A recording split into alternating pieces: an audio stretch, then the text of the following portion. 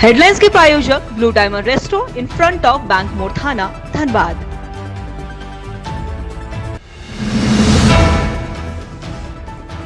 शीतकालीन सत्र का तीसरा दिन रहा हंगामेदार। सदन की कार्यवाही 9 नवंबर 12 बजे तक के लिए स्थगित। सदन में सीएम नीतीश से इस्तीफे की मांग पर अड़ी बीजेपी।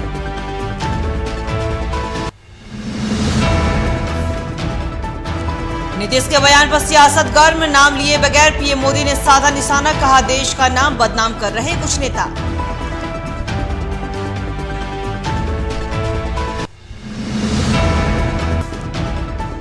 सीएम नीतीश को माफी देने से विपक्ष का इंकार। बीजेपी एमएलसी निवेदिता सिंह का सीएम नीतीश पर तीखा हमला, कहा नीतीश कुमार का मानसिक संतुलन बिगड़ा।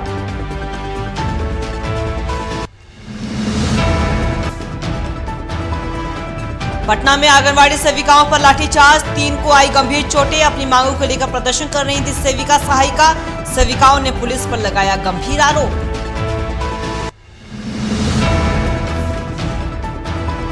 किशनगंज में नवजात की मौत के बाद परिजनों ने काटा बवाल। अस्पताल में की तोड़फोड़, डॉक्टर पर लगाया इलाज में लापरवाही का आरोप।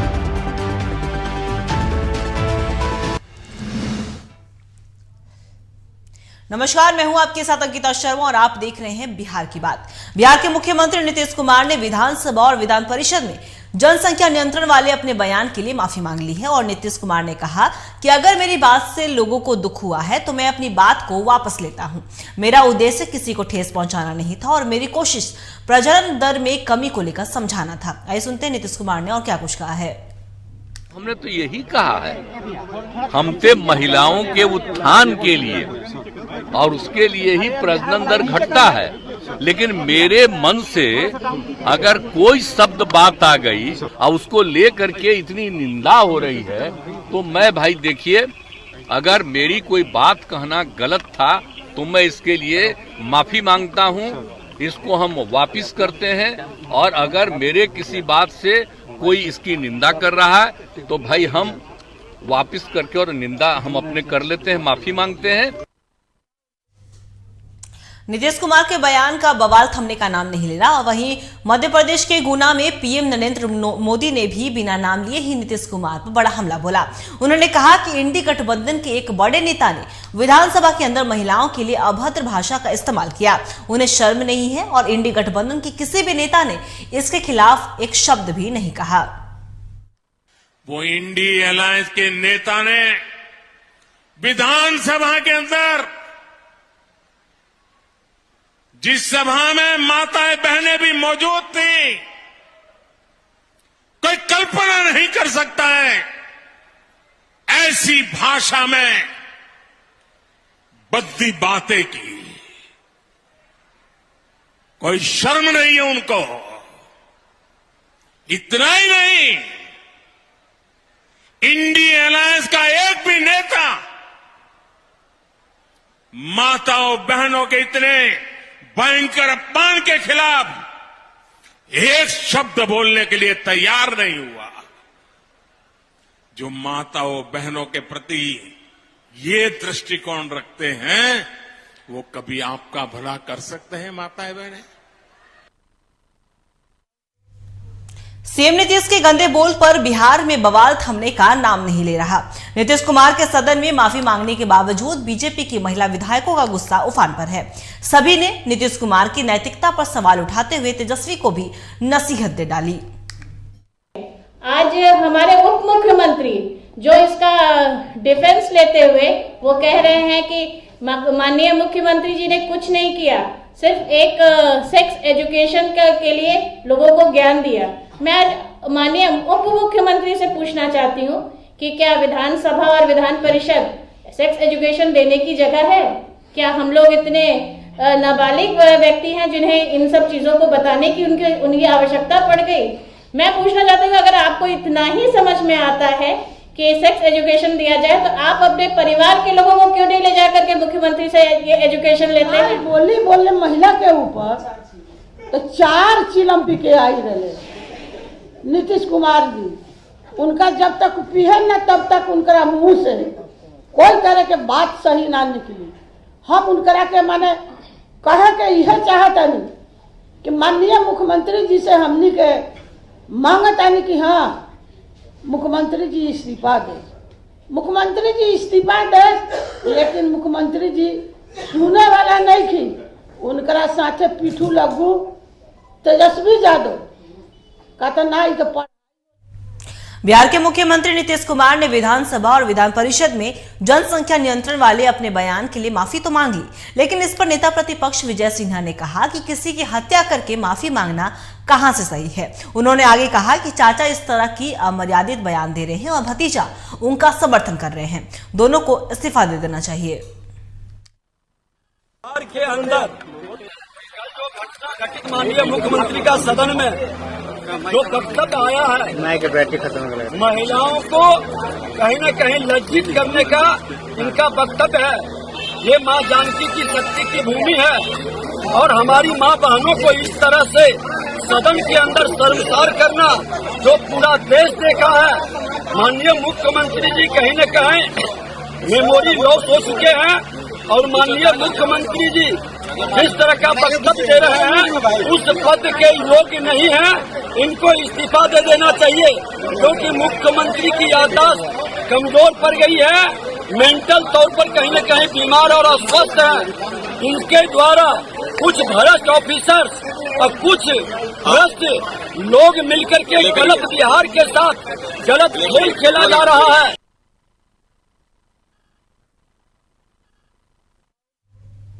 बिहार सरकार के भवन निर्माण मंत्री डॉक्टर अशोक चौधरी ने नीतीश कुमार के बयान पर बचाव करते हुए बीजेपी पर निशाना साधा। उन्होंने कहा कि बीजेपी के लोग एक तरफ तो आरक्षण का दायरा बढ़ाने का समर्थन करते हैं तो दूसरी तरफ इसका फायदा जनता तक कैसे ना पहुंचे इसके लिए ये सब षड्यंत्र करते हैं। अशोक चौधरी ने कहा कि बीजेपी के लोग हैं हाथी के दांत, जो कहते कुछ और हैं और करते कुछ और हैं। वो ये बीजेपी के लोग हैं हाथी के दांत, दिखाने के लिए कुछ और खाने के लिए कुछ और। कल तो इन्होंने जो बिल आया उसके ऊपर तो उन्होंने समर्थन किया, लेकिन इस समर्थन का फायदा जनता तक कैसे ना पहुंचे इसीलिए ये सब विदंगड़ा कर रहे हैं। मुख्यमंत्री के बयान, मुख्यमंत्री ने जो बात कही कि कैसे महिलाओं को, ठीक है मुख्यमंत्री का तरीका हो सकता है बात करने का गलत है, लेकिन क्या इस देश में कॉन्डोम का प्रचार नहीं होता है? क्या देश में सेक्स एजुकेशन के प्रति लोगों को चर्चा नहीं होती है? अब देश आगे बढ़ रहा है, हम सबसे डेंस पॉपुलेटेड स्टेट है। पर स्क्वायर किलोमीटर में मेरी जो आबादी है वो दुनिया में सबसे ज्यादा है। बिहार सरकार के वित्त मंत्री विजय कुमार चौधरी अब सीएम के बचाव में उतर गए हैं। उन्होंने कहा कि मुख्यमंत्री नीतीश कुमार ने जो सदन में कल कहा वह जन्म दर में आई कमी के कारण का उदाहरण दे रहे थे। हालांकि सीएम अपनी बातों का खुद खंडन करते हुए माफी मांग लिए हैं। तो अब इस बात में और क्या बचता है? कल आरक्षण के दायरे को बढ़ाने को लेकर बिहार सरकार का जो फैसला हुआ है इसमें विपक्ष बेचैन सी हो गई है। मंत्री जी, कल विधान परिषद में मुख्यमंत्री के भाषण का सम्राट चौधरी ने विरोध किया था। आपका कहाँ विरोध किया था? क्या किया था आपको याद है? आप बोलिए तो क्या किया था विरोध? हम थे वहाँ। आप बोलिए, आप गार्जियन हैं और उनको अर्थ तो वापस ले लिए हैं, तो अब क्या है विरोध? अब आप आज पूछिएगा जो उन्होंने कहा तो यही तो कह रहे हैं कि इस्तीफा मांग रहे हैं, इसके पीछे सोच समझिए ना। हम तो यही कह रहे हैं कि ये लोग सब बेचारे हैं, इनके अपने बस में अपनी बात, अपना एक्शन नहीं है। अगर अपनी बात, अपनी सोच, अपनी समझदारी होती तो सब कुछ कल होता। आज अगर हो रहा है तो इसका मतलब जिसको स्ट्रिंग पुलिंग कहते हैं, कहीं और से धागा खींचा जा रहा है। सीएम नीतीश कुमार की माफी के बाद भी विपक्ष उन्हें बख्शने के मूड में नहीं नजर आ रही है। बीजेपी सहित पूरा विपक्ष मुख्यमंत्री नीतीश कुमार के इस्तीफे पर अड़ गया है। वहीं गुरुवार को विधानसभा और विधान परिषद की कार्यवाही से पहले और बाद में विपक्ष ने नीतीश कुमार के बयान पर जमकर हंगामा किया। वहीं सदन ने नीतीश कुमार की माफी के बाद विपक्ष इस्तीफे पर अड़ गए हैं और बीजेपी एमएलसी निवेदिता सिंह ने गांधी मैदान में मुख्यमंत्री नीतीश कुमार और तेजस्वी यादव को माफी मांगनी चाहिए ये कहा और साथ ही कहा कि नीतीश कुमार अगर गंगा में खड़े होकर भी माफी मांगेंगे तो उन्हें माफी नहीं मिलेगी।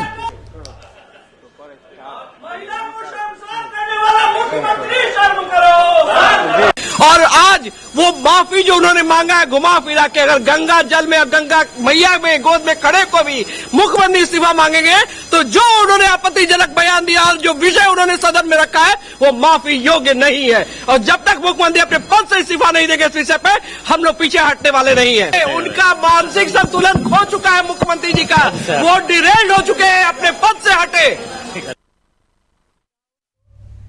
बीजेपी एमएलसी देवेश कुमार ने भी कहा कि जब तक सीएम नीतीश कुमार अनकंडीशनल माफी नहीं मांगते हैं तब तक सदन नहीं चलने दिया जाएगा। उन्होंने नीतीश कुमार को मेंटली अनफिट करार देते हुए इस्तीफे की भी मांग की। सभा में एकत्रित हुए तो हमारी उम्मीद थी कि वो अनकंडीशनल अपॉलॉजी देंगे, लेकिन उन्होंने कहा कि आज सवेरे हमको मालूम हुआ, मतलब 12 घंटा बीतने के बाद उनको ये बताया गया कि उन्होंने ऐसा बोला है। प्रश्न ये उठता है कि अगर उनको याद नहीं रहता है उन्होंने क्या बोला, तो ऐसा मुख्यमंत्री क्या उस पद पे बने रहने लायक है क्या? उनका तो मेडिकल जांच होना चाहिए। हमारे माननीय अध्यक्ष जी ने भी बोला, सम्राट चौधरी जी ने, ये सीरियल ऑफेंडर है, हैबिचुअल ऑफेंडर है। आप इनके 4 वक्तव्य ऐसे मैं आपको दूंगा जब उन्होंने महिलाओं के लिए ऐसे अपशब्द यूज किए, और ऐसा मुख्यमंत्री बने रहने लायक है कि नहीं, ये प्रश्न उठना चाहिए। लोगों के बीच ये चर्चा होनी चाहिए, इसका बहस होना चाहिए। हमारा मानना है कि वो मेडिकली अनफिट है उस पद पे बने रहने के लिए, इसीलिए उनको इस्तीफा देना चाहिए। सीएम नीतीश कुमार ने जिस तरह से सदन में महिलाओं के ऊपर अश्लील बयान दिया, उसके बाद से बिहार में महिलाओं का आक्रोश चरम पर है। खासकर विपक्षी दलों की महिला नेत्रियों का आक्रोश अब सड़कों पर उतर आया है। इसे लेकर बीजेपी महिला मोर्चा ने आक्रोश मार्च निकाला और नीतीश और तेजस्वी का पटना के आयकर गोलंबर के पास दोनों का पुतला फूका। साथ ही सीएम नीतीश कुमार से इस्तीफे की भी मांग की।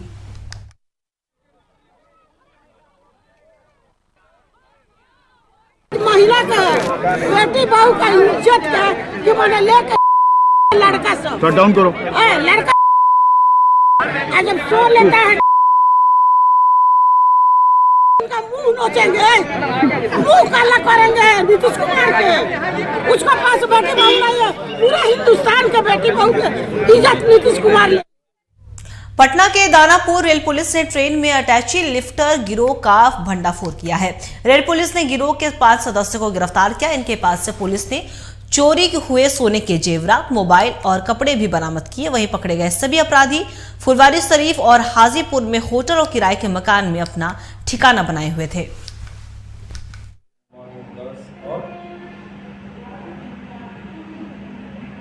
ये त्वरित कार्रवाई करते हुए इन्होंने प्लेटफॉर्म नंबर 1 की तरफ ये प्रस्थान किए और ये सघन चेकिंग इन्होंने शुरू किया। इस आलोक में जैसे ही कुछ लोग, एक व्यक्ति लाल ट्रॉली बैग लेकर जा रहा था, उसको इन्होंने रुकने का इशारा दिया तो वो तेजी से भागने लगा।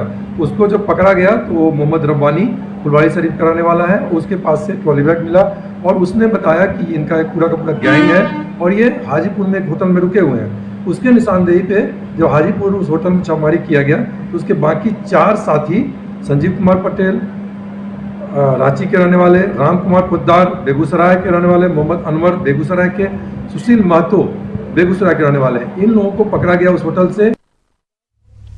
समस्तीपुर के वारिसनगर थाना क्षेत्र में गला घोटकर विवाहिता की हत्या कर दी गई और मामला सतमलपुर गांव की है, जहां घरेलू विवाद में महिला की हत्या की गई। विवाहिता की पहचान गांव के लाल बाबू राम की पत्नी शोभा देवी के रूप में हुई, जिसकी उम्र 22 वर्ष बताई जा रही। वहीं हत्या का आरोप मृतका के सास, ननद और देवर पर लगा है। वहीं पुलिस ने आरोपी देवर को गिरफ्तार कर लिया।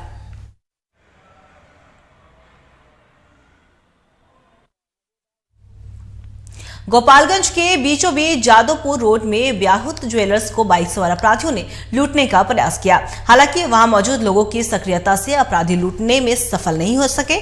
इसके बाद हवाई फायरिंग करते हुए अपराधी मौके से फरार हो गए। वहीं कुछ ही घंटे में पुलिस ने 2 अपराधियों को देसी कट्टा और जिंदा कारतूस के साथ गिरफ्तार किया।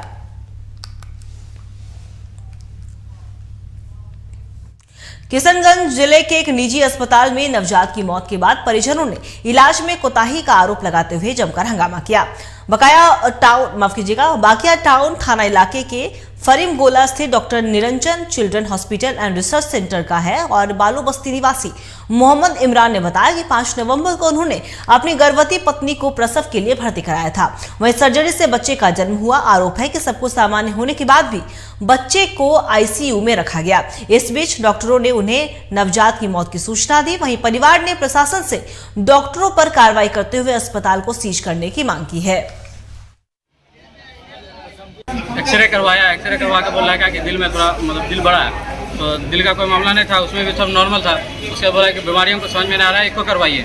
तो हम कल इको करवाएं, इको का भी रिपोर्ट पूरा नॉर्मल है, समझे, पूरा रिपोर्ट है, सब सारा नॉर्मल है। उसके बाद ब्लड जांच करवाया, इसी के अंदर करवाया है, तो ब्लड जांच में बोला है कि इन्फेक्शन है। तो इन्फेक्शन हमको कल बोला है और जिस दिन पैदाइश हुई है उस दिन से ही इन्फेक्शन का दवाई चला रहा है। और रात में हम कल रात में 8 बजे हम देखे गए, बच्चा एकदम ठीक था, सब ठीक था। हम और उसकी दादी देखे थे, बच्चा ठीक था। जो सुबह में जो प्रॉब्लम था उन्हें था, वो ठीक हो गया था, नॉर्मल हो गया था। लेकिन आज सुबह हमको 8 बजे कॉल करके बोला है कि बोले बच्चा। श्रद्धा, भक्ति और लोक आस्था का महापर्व छठ पर्वतियों को अपेक्षित सुविधा प्रदान करने के लिए गया के डीएम डॉक्टर त्यागराजन एसएम और एसएसपी आशीष भारती ने जिले के प्रमुख छठ घाटों का निरीक्षण किया। अधिकारियों ने भगवान सूर्य का अर्घ्य देने के लिए सबसे अधिक भीड़ लगने वाले किंदियू घाट का निरीक्षण कर पूजा समिति को निर्देश दिया और साथ ही साथ जगह जगह पर चेंजिंग रूम, सीसीटीवी, पर्याप्त लाइट सहित यातायात को लेकर अधिकारियों और समिति को निर्देश दिया गया है। गड्ढा बन गया है, कोई डूबने का भी है। गया के आमस प्रखंड क्षेत्र अंतर्गत झरी पंचायत के बगमरवा गांव पंचायत भवन में एसडीओ अनुग्रह नारायण सिंह की अगुवाई में जनसंवाद कार्यक्रम का आयोजन किया गया। इस दौरान पंचायत के कई गांव से उपस्थित सैकड़ों लोगों को बिहार सरकार द्वारा चलाई जा रही कई जन कल्याणकारी योजनाओं के बारे में विस्तार पूर्वक जानकारी दी गई। वहीं एसडीओ के द्वारा सरकार की कई कल्याणकारी योजनाओं के बारे में जानकारी देते हुए फीडबैक भी लिया गया। शिकायतें हैं जो डीएम साहब को हम लोग अवगत कराते। यहाँ सबसे ज़्यादा शिकायत है राशन कार्ड और जनता को राशन कार्ड चाहिए कि पिछड़ा यहाँ पे सब लोग रहते हैं और पहाड़ी से सटा हुआ एक गांव है, इसलिए यहाँ 4 चीज़ की ज़्यादा जरूरतें हैं, जैसे राशन कार्ड हो गया, आधार कार्ड हो गया, किसी को इंदिरा आवास की जरूरत है। मोतिहारी के सुगौली में द्रोणाचार्य पुरस्कार से सम्मानित IDWLF के मुख्य कोच विजय शर्मा और द्रोणाचार्य पुरस्कार से सम्मानित पूर्व मुख्य कोच हंसा शर्मा ने संयुक्त रूप से प्रेस कॉन्फ्रेंस किया। उन्होंने कहा कि बिहार भारोत्तोलन आयोजन को लेकर कहा कि उम्मीद नहीं थी कि कुछ ऐसा देखने को मिलेगा, लेकिन सुगौली मोतिहारी में आकर लगा कि आयोजन की व्यवस्था अच्छी है। आपने बोला 24 डिस्ट्रिक्ट का बच्चा यहाँ इकट्ठा हुआ है, तो प्रोजेक्ट अच्छा है। आगे फ्यूचर लाइक इंडियन जो भी लिफ्टिंग सिस्टम है डेवलपमेंट के लिए जो भी स्टेप लिया है बहुत बड़ा स्टेप है। आगे हम उम्मीद रखते हैं, आप कोशिश भी करेंगे यहाँ आए जब तो अच्छा से ज़्यादा टैलेंट होने जो देश का काम है फ्यूचर में। उस हिसाब से हम रिक्वेस्ट करेंगे डीजी साहब से कि अगर यहाँ के बच्चे हैं कुछ तो यहाँ भी एक सेंटर डेवलप करके यहाँ भी एक कोच दिया जाए। इसीलिए कल हम डीजी साहब बता रहे हैं, कल डीजी साहब से इसी पर्पज से मिलेंगे कि जो टैलेंट हम सर्च करेंगे उनको किस तरीके से हम आगे बढ़ा सकते हैं, ये यही ना रुक जाए। हालांकि जिस हिसाब से काम चल रहा है मुझे उम्मीद लगती है कि यहाँ से बहुत अच्छा। इधर मोतिहारी के सुगौली में पश्चिमी पैक्स और कोऑपरेटिव बैंक के अधिकारियों और पैक्स सदस्यों के साथ कार्यालय में बैठक की गई। आयोजित बैठक में सुगौली कोऑपरेटिव बैंक के शाखा प्रबंधक दीपक कुमार ने पैक्स से जुड़े सदस्यों को पैक्स द्वारा चलाई जा रही योजनाओं के बारे में जानकारी दी। साथ ही बैंक ने किसानों के हित को लेकर भी चर्चा की। पश्चिमी पैक्स कार्यालय में कोऑपरेटिव बैंक के मैनेजर साहब और कैशियर साहब यहाँ उपस्थित हुए हैं और क्षेत्र के किसान बंधु और पैक्स के सभी मेंबर लोग उपस्थित हुए हैं। मैनेजर साहब के द्वारा, कोऑपरेटिव बैंक के मैनेजर साहब के द्वारा किसानों को सभी सहूलियत के बारे में बताया गया है। धान अधिप्राप्ति के लिए खाता खोलने के लिए भी बताया गया है और भी अन्य बैंक के सभी सुविधाओं के बारे में बताया गया है। जो लोग एग्री लोन लिए हुए हैं या नॉन एग्री लोन है उनके द्वारा ब्याज में 90% की माफ़ी की सुविधा का लाभ उठाकर उनके लोन को चुकाया जा रहा है या चुका सकते हैं वो लोग। तो इस तरीके से बैंक के द्वारा वित्तीय साक्षरता कार्यक्रम के साथ साथ OTS कार्यक्रम का भी आयोजन किया गया। इसी के साथ इस बुलेटिन में इतना ही। बने रही खबरों के लिए टी45 के साथ दीजिए इजाजत। नमस्कार।